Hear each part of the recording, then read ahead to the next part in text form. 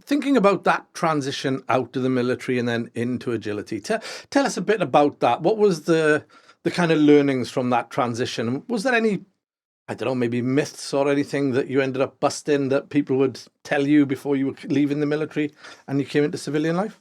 Yeah, I think first of all, I think it's really important to note that leaving the military is difficult, Yeah. regardless of whether you've served a full career, 22, 23 years, or whether you've served for 2 or 3 years. That transition of moving from the military into industry, into whatever industry that is difficult. It's a challenge. The military isn't a job.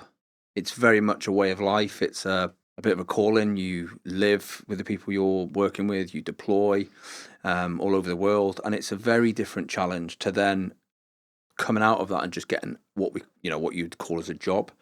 I think one of the biggest challenges of leaving the military is knowing where you can work and knowing what jobs are available, Yeah. because like you understand some of the big names, your Amazons and your Barclays and the others. You heard of those, but there are so many organizations out there, and I think that's the hardest thing, is working out what employment is available to you. And there's a couple of organizations that do it really well. A friend of mine started a company called Forces Transition Group, and it's a really good alternative for leaving the military and transitioning. It gives you an opportunity to see loads of different companies and loads of different opportunities and jobs which you can then maybe focus on. So I think that's the hardest thing, is working out what that looks like.